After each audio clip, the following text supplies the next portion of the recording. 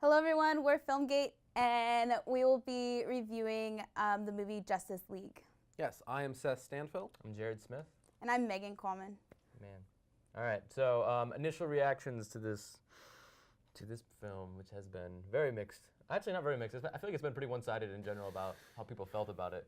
Yeah. What do you think of it, Seth? Well, to start out, I mean, like all the other DC films, you don't expect much. I was still disappointed, and it's really tough because I honestly thought, I mean, this is the second most that's ever been spent on making a movie. So I expected it to be like huge, really good visuals at least, even if the story wasn't great. And even in that part, I was kind of let down. I mean, throughout there were some really good visual spots, really good CGI and stuff.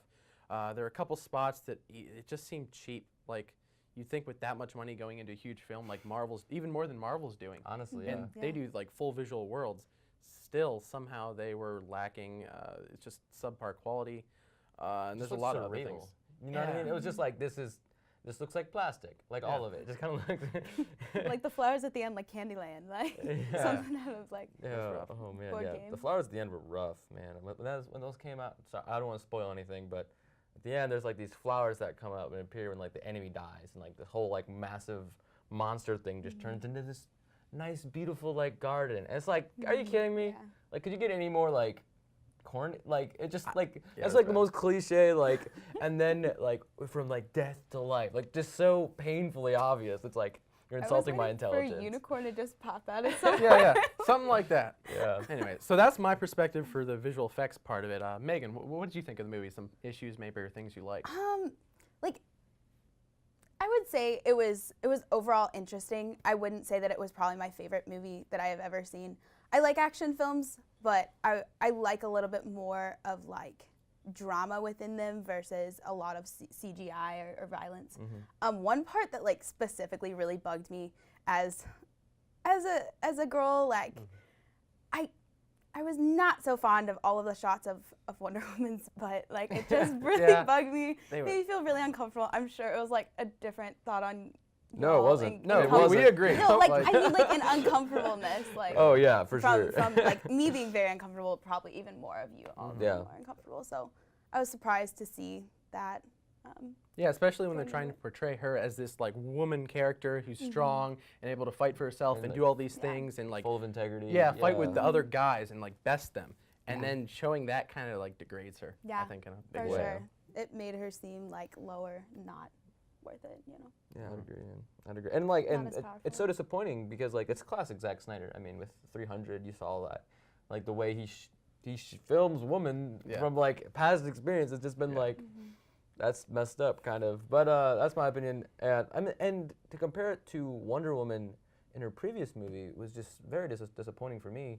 I wanted to see like that similar character come back, one that didn't compromise, one that was fearless beyond everything else, and one that just didn't take no for an answer ever. And then like just to portray her as kind of like, I don't know, as like this.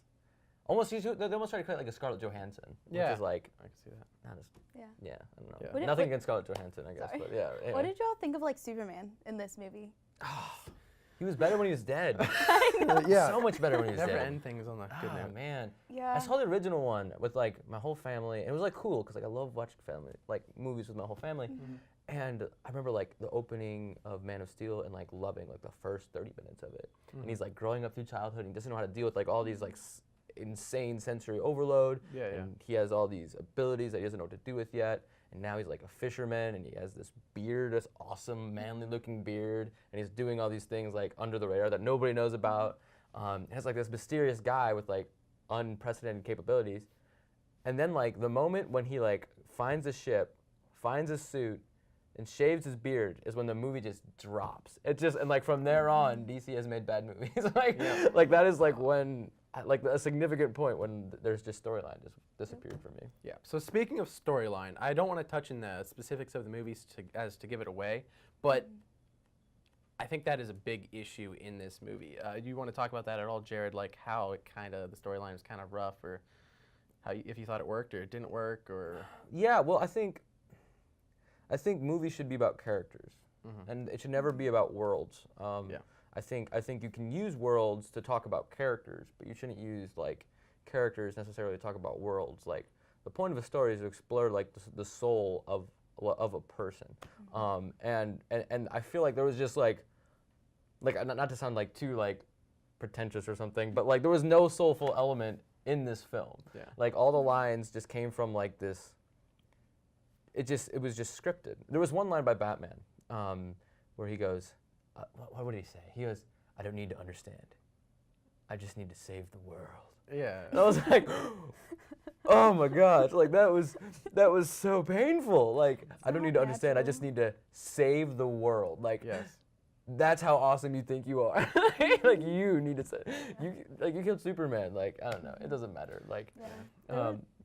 Go ahead. Yeah, no, go ahead. There was a lot of pride I felt within like the main superheroes. There was like a lot of pride against each other, which kind of really bugged me because they weren't like really working together. They're working like against each other together, and then finally at the end they came together to help. But it like took a lot of prying, which was like disturbing to me. I'm like, why can't you just get over your pride and like be like, okay, we can work as a team to save the world together. Right. Yeah, and a lot of those seemed to me like superficial issues. Like there was no depth to a lot of the characters, as you were saying, and like it was just kind of like conflict to be conflict. It didn't really serve a purpose. Right. They were like, we need to make a movie.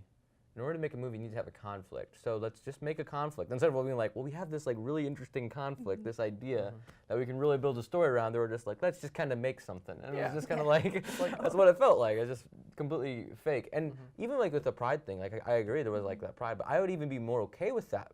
Like the whole like prideful element and like them like duking their egos against each other and like trying to figure out how to unite. Because that's a good story element. But like the way they did it was just like, weak. It was just weak. Like the characters just kind of were like, I'm the best, and yeah. You know what? And that was it. It was just like, all right, like nothing there to talk about, I guess. So I don't know. Superman was super overpowering. No pun intended there, but super overpowering. Like over just like saying like, "Well, you killed me, so sorry." To Batman, I felt a little bit. Yeah, there are a lot of issues there that we could touch on. It's just. But I don't. Yeah. It was rough. It's not worth it. Yeah. Anyways. Man. Yeah, but the way I describe this movie is like going into the movie, I couldn't tell you how low my expectations were. Like, just unimaginably low. But yeah, and still, they managed to surpass those expectations and make an even more terrible movie. It was amazing. It was amazing. It was amazing. Yeah, watching it together as a collective audience with my family, and just everyone just trashing it the whole time. It was awesome. I enjoyed it. I definitely just. I wish to see movies about real characters. The characters can be different and they can have these special powers, but they need to be real. They need to be fundamentally human, and they need to be soulful, I think, in order for a good story to exist. And they just didn't have any of those things. Yeah. I mean, like, or even like the Flash. Think about him. Like, I feel like they just kind of like threw him in. Yeah. You know what I mean? Yep. Like he was almost interesting at first. He was like this awkward kid, and then like like that. But then they were just like, look, he's still awkward. Look, he's still awkward. And like scene after scene after scene, it was just like still awkward. Is it funny? And everyone's like, no, not really. It was funny after like the second time, but like after that, it was. He needed to grow into his character more and like really be able to overcome his awkwardness as a kid and grow up. It was way too much to happen in one movie. Although, like, okay, let's not trash this movie. There was one part where I did actually enjoy it. It was the Amazon woman fight scene. That scene. Yeah. That scene had heart. That's what I would say. Like when those Amazon women were just like standing around this cube thing, all arrows drawn, swords ready, spears pointed. It was I cared. I was like, oh shoot, like something's about to go down, and like I don't want these people to die. And I feel like I feel like if I saw like one of these Amazon women died, I'd be ticked. And I did, and I was like, dang it, like and as they're like throwing the cube across like this field, this pasture, like almost Lord of the Rings, Helm's Deep style. It was just like really, it engaged me actually at that point. I was actually like getting a little bit of interest, and then it went to like Aquaman, and I was like, a scene with no main characters, and that's the scene that stood out to you. Yeah, exactly. And like there was just a lot of heart and human element, and there was stakes. Yeah, it mattered. It was kind of similar to what we talked about with the Thor review when